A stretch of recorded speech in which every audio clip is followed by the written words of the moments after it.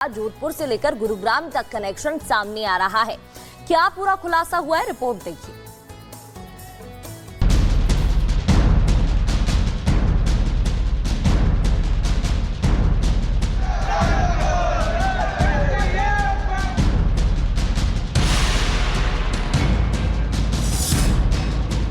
NEET paper leak मामले में जैसे जैसे सीबीआई की जांच आगे बढ़ रही है, रोज नए नए खुलासे हो रहे हैं।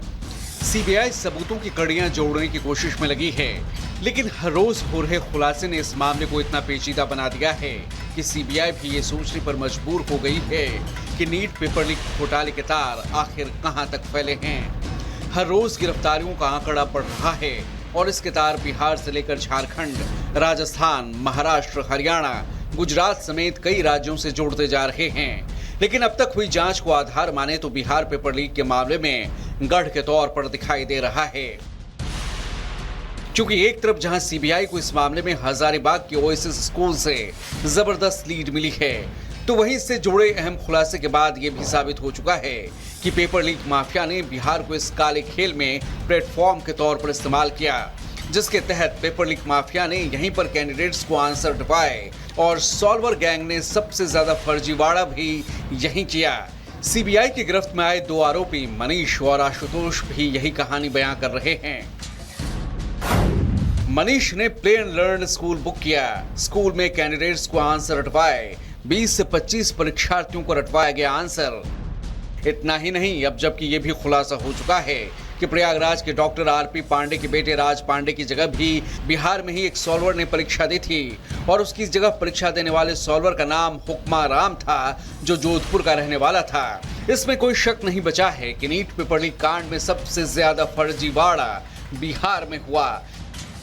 हालांकि इस मामले में एक अजीबोगरीब पेंच ये भी है कि प्रयागराज के डॉक्टर के बेटे राज पांडे के बदले मुजफ्फरपुर के डीएवी स्कूल में परीक्षा देने आया हुक्मा राम उसी रोज पकड़ा गया था। लेकिन जिस परीक्षा केंद्र पर हुक्मा राम पकड़ा गया, उसके सेंटर अधीक्षक ने कार्रवाई के बजाय उसे सेंटर के बाहर इंतजार करने को कहा था, जहां से हुक्मा राम फरार हो गया। ऐसे में इस मामले में ये जानना भी अहम होगा कि क्या मुजफ्फरपुर का वो परीक्षा सेंटर भी कहीं इस काले खेल का हिस्सा तो नहीं था।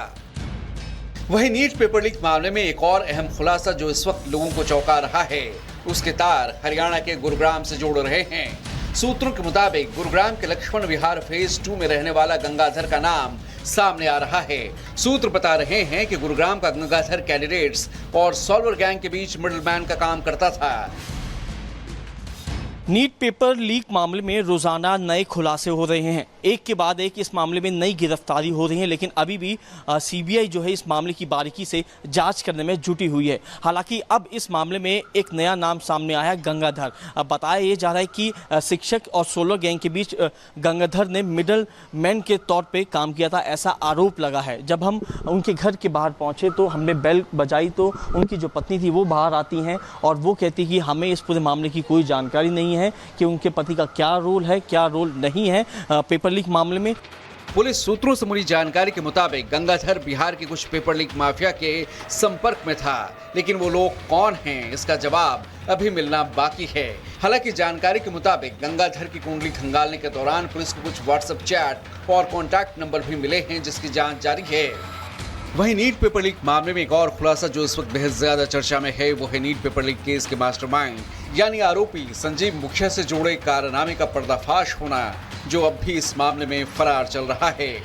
जानकारी के मुताबिक संजीव मुखिया ने कॉलेज से बीमारी का बहाना बनाकर छुट्टी के लिए जो पीएमसीएच के डॉक्टर का प्रिस्क्रिप्शन लगाया था, वो फर्जी था, जिसे खुद संजीव मुखिया ने अपने हाथों से अपने कॉलेज में जमा कराया था। इस नाम का रजिस्टर में एंट्री हम लोगों को नहीं मिला है। 6-5 के इसमें संजीव मुखिया का जो ओपीडी में रजिस्टर, ये नाम जिससे पर्ची कटा हुआ है, इस नाम का रजिस्टर में ओपीडी रजिस्टर में एंट्री नहीं है। बहरहाल नीट पेपर लीक मामले में अब तक जो जांच के दौरान खुलासे हुए हैं, उनमें ज्यादातर का सिरा बिहार से ही जोड़ता दिखाई दे रहा है। बेशक इस खेल में अभी और कई चेहरे से नकाब उठना और कईयों के राज का बाहर आना बाकी है, लेकिन ये कहना गलत नहीं होगा कि जिस तरह से पेपर लीक माफिया ने छात्रों के भविष्य के साथ खिलवाड़ करने का मॉडल तैयार किया हुआ है, उसे सुलझाना सीबीआई के लिए भी बेहद पेचीदा साबित होने वाला है। Bureau report, Republic Bharat.